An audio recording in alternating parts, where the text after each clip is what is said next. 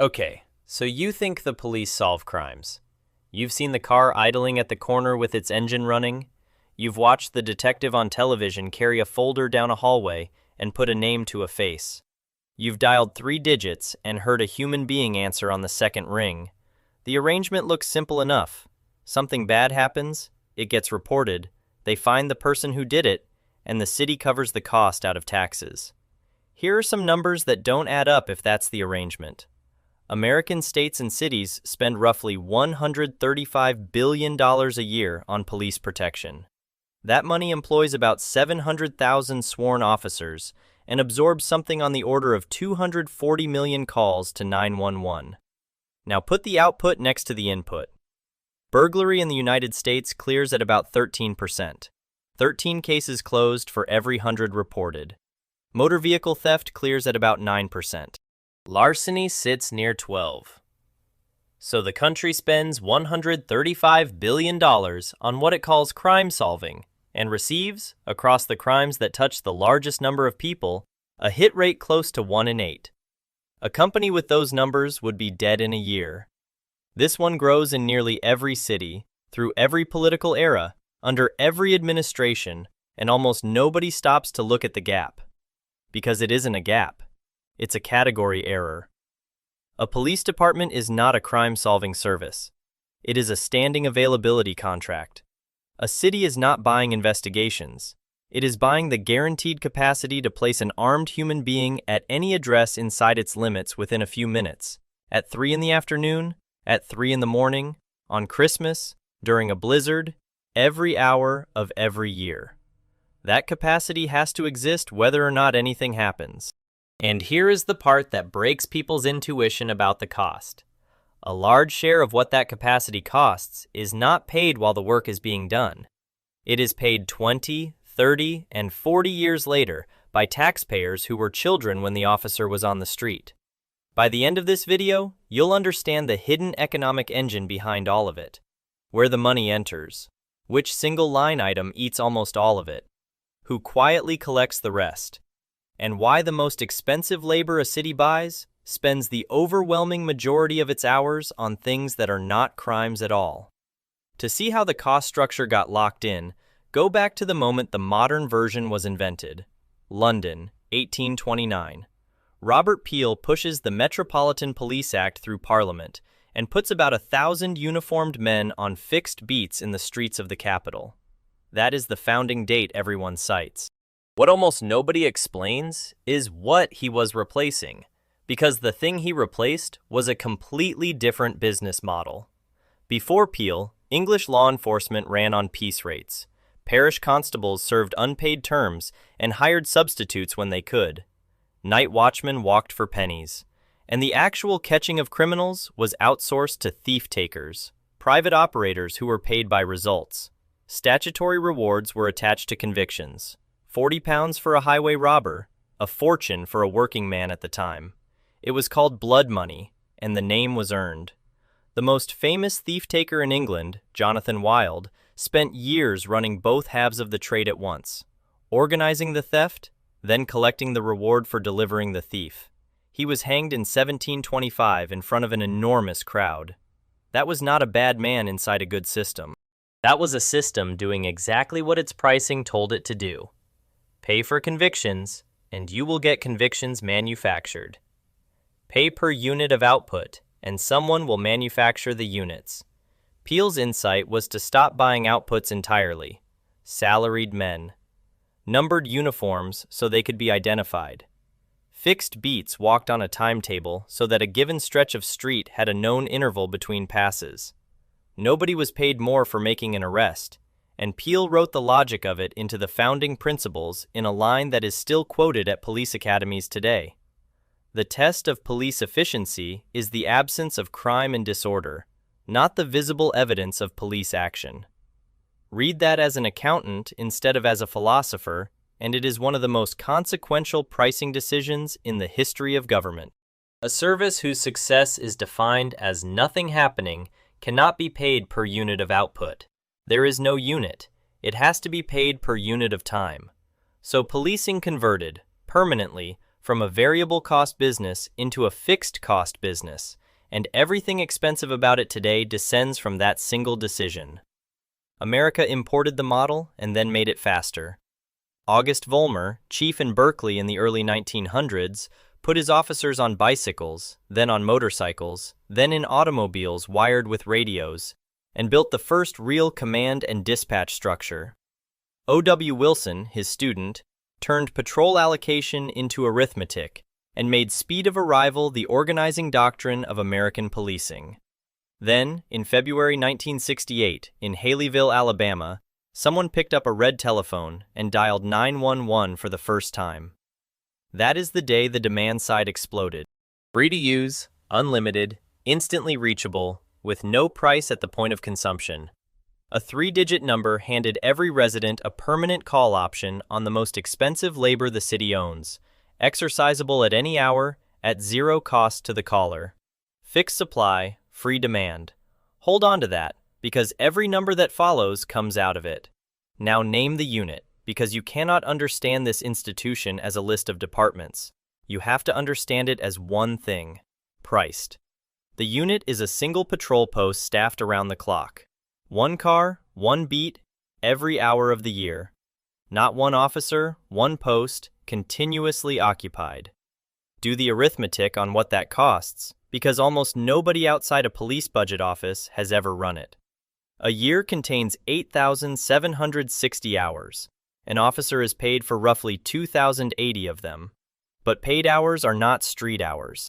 Subtract vacation, holidays, sick time, in-service training, academy time, court appearances, and administrative duty, and a typical officer delivers somewhere near 1,700 to 1,800 hours actually available for patrol. Divide 8,760 by 1,750 and you get 5. 5 officers to keep one car occupied continuously. That ratio is the single most important number in municipal policing, and it is invisible to the public, because the public sees one car and assumes one salary. Now price an officer properly. Median base pay for a police officer in the United States runs around $74,000. That is the number that appears in news stories. It is not the number that appears in a budget. Add employer pension contributions, health insurance, workers' compensation, life and disability coverage, payroll taxes, academy and in-service training, uniforms and duty equipment, the vehicle and its fuel and maintenance, radio and computer, and the liability reserve carried against that officer's conduct. And a fully loaded officer costs a mid-size American city on the order of $150,000 a year. 5 officers, $150,000 each. One patrol post, staffed 24 hours a day, costs about $750,000 a year. $750,000 for one car. And that car will handle, across all 3 shifts, somewhere around 6,000 calls in a year in a busy jurisdiction. Divide it out. Roughly $125 per call answered, before you've asked what any of those calls actually were. Hold that number. It comes back twice, and both times it means something different from what it looks like right now. Next question. Where does the $750,000 come from? Because a police department has revenue, and the composition of that revenue explains more about its behavior than any policy document ever written. The dominant segment is the municipal general fund, which means property taxes and sales taxes. In a typical American city, police protection is either the largest or the second largest line in that fund, commonly consuming close to a third of it. That single fact sets the political temperature of every budget hearing in the country. You cannot fund anything else meaningfully without touching it, and you cannot touch it without a fight.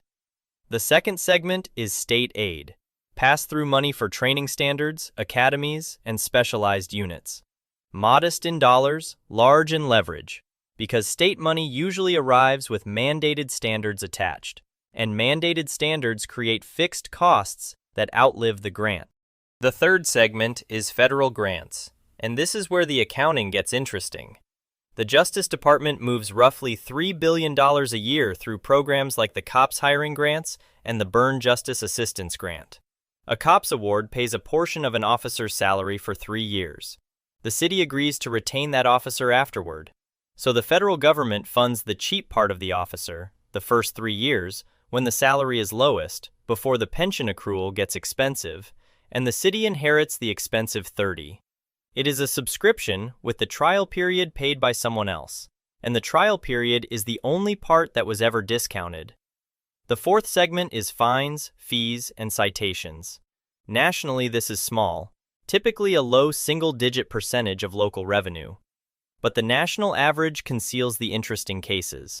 In a handful of small American towns, fines and forfeitures supply more than half of general revenue, which converts the department from a cost center into a profit center and rewires every incentive inside it. When traffic enforcement funds the payroll that performs the traffic enforcement, the loop closes on itself. The fifth is civil asset forfeiture.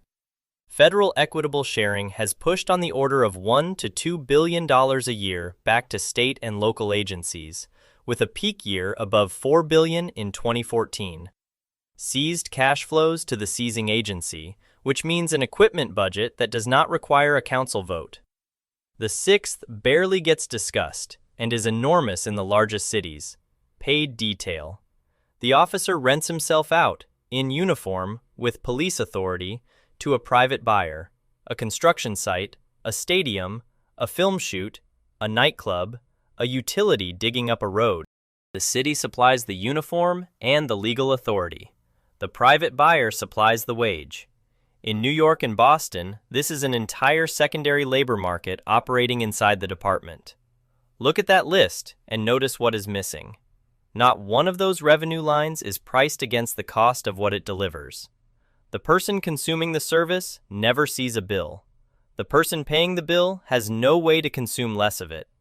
Price at the point of use is zero, so demand runs to whatever the population's anxiety supports, and supply is fixed at whatever last year's budget bought. That single structural fact, infinite demand meeting fixed supply at a price of zero, produces everything else in this video. Now the largest cost line, which is not close: personnel. In an American police budget, salaries and benefits routinely account for around 9 of every $10. Cars, guns, radios, buildings, ammunition, computers, everything the public pictures when it imagines police spending divides up the remaining sliver. This is not a capital-intensive institution. It is a payroll wearing a uniform. Break the payroll into 3 pieces, because they behave very differently. The first piece is base salary, and it is the smallest problem. It is budgeted, visible, negotiated in public, and it stops when the officer stops working. The second is overtime, and it is a structural feature rather than an exception. Fixed minimum staffing per shift means that when someone calls out sick, the post cannot go empty. A post is the product. So it is backfilled at time and a half. Court appearances generate overtime by design, because an officer subpoenaed on a day off is paid to sit in a courthouse corridor. Every parade, protest, storm, and championship game is overtime. The New York Police Department alone has booked more than $700 million of it in a single year. Understand what that means operationally? Overtime is not waste bolted onto the system. It is the mechanism the system uses to keep an unbreakable promise with a workforce that has vacation days. The third piece is deferred compensation, and it is the one that quietly dwarfs the other two. Police pensions in the United States commonly permit retirement after 20 to 25 years of service, at a benefit somewhere in the range of half to 3/4 of final salary, frequently with a cost of living escalator and a survivor benefit. Run that through a human lifespan. An officer who starts at 22 can retire at 45. Life expectancy gives that person another 35 years of payments. The pension can be drawn for longer than the career that earned it, and the escalator means the last check is larger than the first. That is the real cost of the officer, and it does not appear in the year the work was performed. This is why so many American cities are financially strange in ways residents cannot explain. Police and fire pension funds in a number of large cities are funded well below sound levels. Chicago's police fund has hovered around 23% funded, meaning it holds roughly a quarter of the money it has already promised. Contributions to cover the shortfall now come out of current operating budgets, competing directly with this year's patrol, this year's dispatchers, this year's streets. The city is not buying labor, it is borrowing it, at an interest rate nobody quoted at the time of the purchase. So what is the $750,000 post actually producing? This is the mechanism, and it is where the thesis gets proved. Go back to that beat car and open its call log. The composition is nothing like the television version. A large volume of calls are burglar alarms.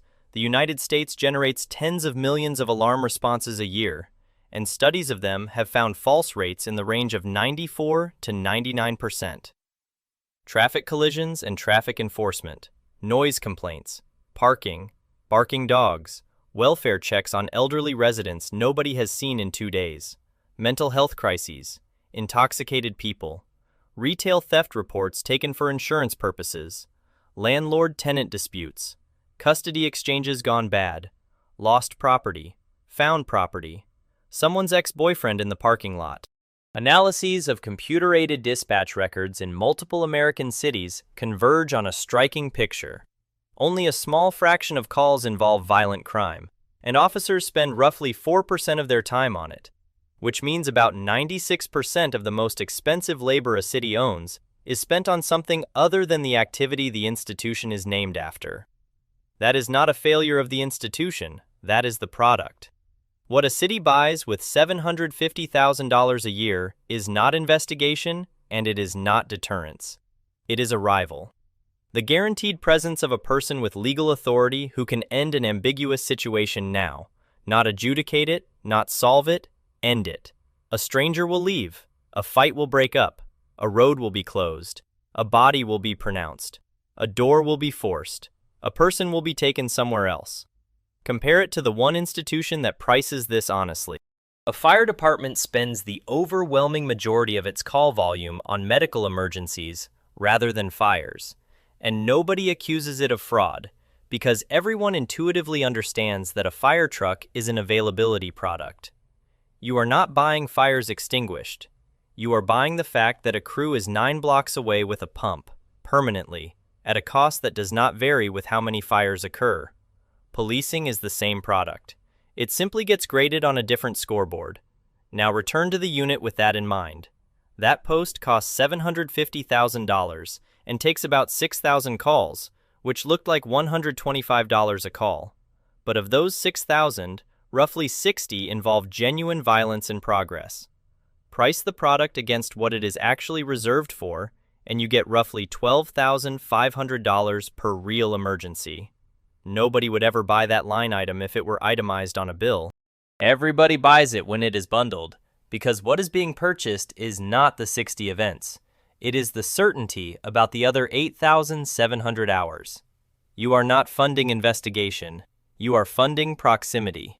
Here is where the model gets counterintuitive, because the two most rigorous studies ever run on American policing both concluded that the parts everyone assumes are the engine are not the engine. In 1972 and 1973, the Kansas City Police Department and the Police Foundation ran the Preventive Patrol experiment. 15 beats were split into 3 groups. One group got no routine preventive patrol at all. Cars entered only to answer calls. One got normal patrol. One got 2 to 3 times the normal level. It ran for a year, with victimization surveys, reported crime, and citizen attitudes all measured. The results showed no significant differences across the 3 groups in crime, in victimization, in citizen fear, or in satisfaction with police.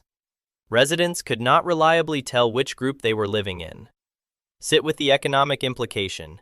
Visible routine patrol, the thing Peel priced the entire institution around, the thing that consumes the majority of officer hours and therefore the majority of the $135 billion, did not measurably move the outcome it was purchased to move.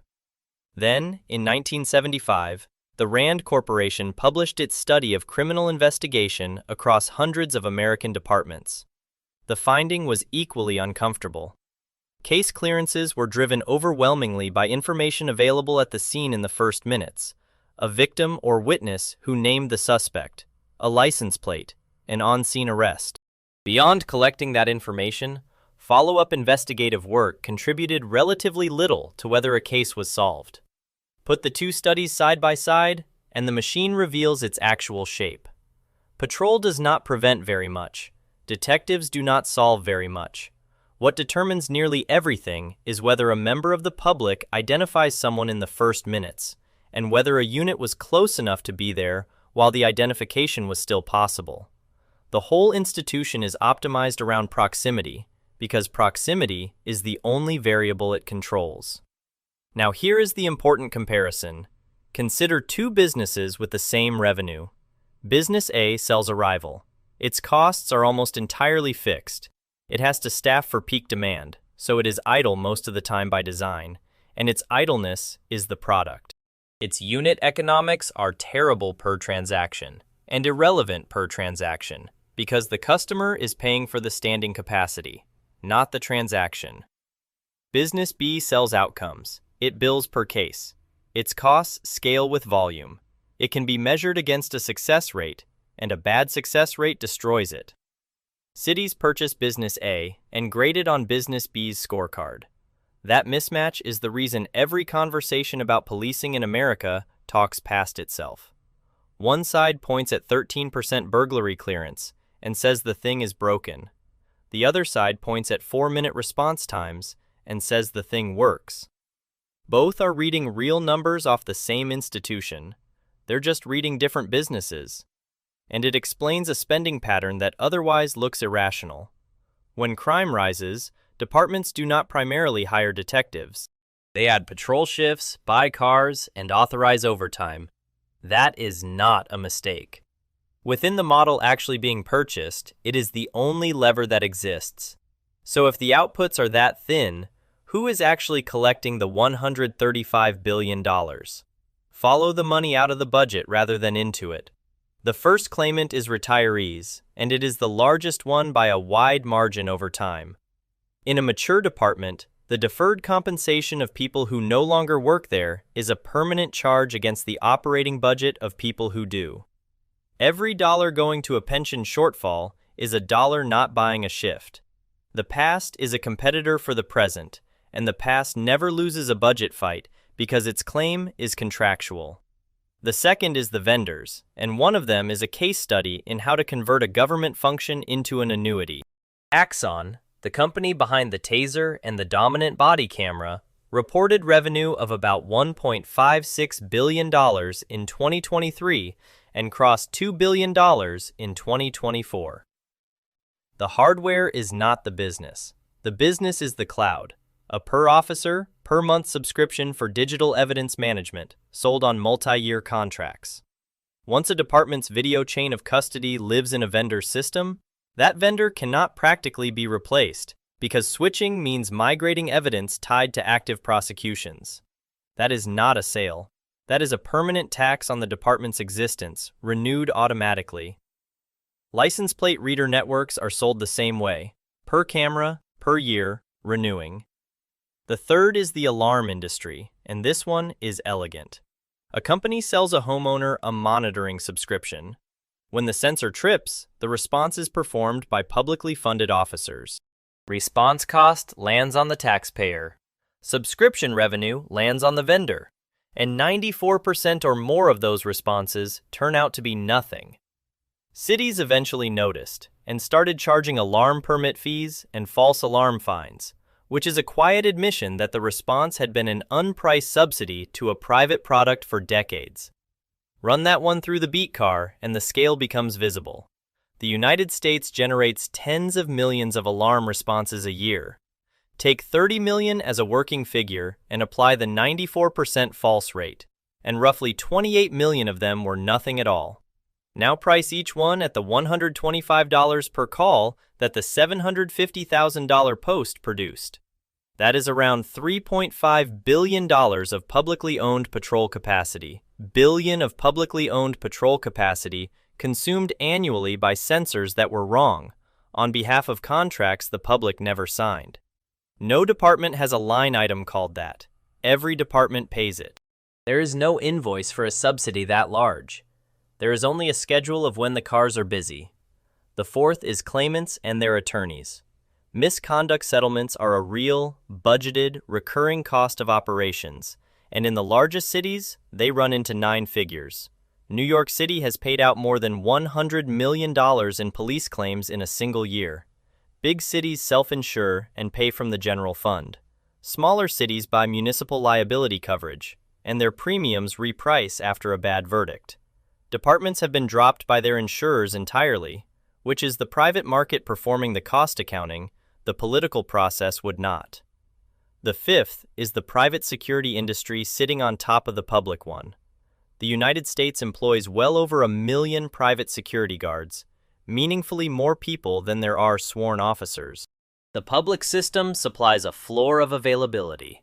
The private market sells the difference to whoever wants more of it than the floor provides, which means the availability product has a paid tier, and the paid tier is larger than the free one. Now the risks, because this cost structure has specific failure modes, and they are all arithmetic. The first is deferred compensation crowding out current operations. Pension contributions are contractual and rise on a schedule set decades ago. Patrol strength is discretionary and gets cut when the budget won't close. So the mechanical outcome of an underfunded fund is fewer officers on the street paying for more officers off it, and no council vote is required to make it happen. The second is liability repricing. Settlements are not a fixed background cost. They respond to verdicts, video, and juries. A single judgment can consume a small city's entire reserve, and once an insurer reprices or withdraws, the cost of merely existing as a department jumps in a way no productivity improvement can offset. The third is the staffing multiplier. Remember that 5-to-1 ratio. A department short 40 officers is not short 40 salaries. It is short 8 round-the-clock posts, and the promise of coverage does not bend, so the gap is filled with overtime at time and a half. Vacancies therefore cost more than the people who are missing. A hiring shortage does not shrink the budget. It inflates it while shrinking the service. The fourth is demand mix. The system has become the default responder for problems that are not law enforcement problems at all. Untreated mental illness, homelessness, addiction, elder isolation, school discipline. Alternative response programs have tested this directly. Denver's civilian STAR teams handled thousands of calls in their early operation without requiring police backup on any of them. That result cuts in a specific economic direction. A meaningful share of demand has been routed to a $150,000 fully loaded armed responder because there was nothing cheaper on the menu. The most expensive tool in the city is being used because it answers on the second ring. The fifth is the risk almost nobody prices, and it follows directly from the thesis. If the product is availability, the product only has value when people invoke it. A population that stops calling because of distrust, because of immigration status, because it concluded nothing will come of it, does not reduce the cost by a single dollar. The 5 officers still exist. The post is still staffed. The $750,000 is still spent. Utilization collapses while the fixed cost stands perfectly still. And an availability business running at low utilization is the definition of an institution in trouble. An empty beat costs exactly what a busy one costs. That is the whole vulnerability in a sentence. So here is what the $135 billion is actually buying. The police are not in the crime business. They are in the availability business. Everything that looks like failure from the outside is the visible edge of that fact. The 13% burglary clearance rate is not incompetence. It is what happens when an institution built to arrive is measured on solving. The $9 of $10 payroll is not bloat. It is what happens when your inventory is human beings who must be awake in shifts forever. The pension crisis is not mismanagement. It is the invoice for a promise made in a year when it looked free. And the patrol car sitting at the corner with its engine running, doing nothing, is not waste. Doing nothing is the entire product.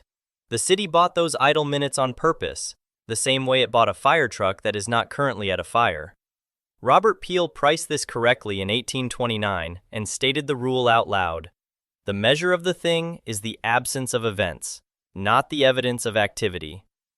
2 centuries later, every city in America still buys exactly that, still cannot measure it, and still argues about it using numbers from a business it is not operating, which is why the argument never resolves.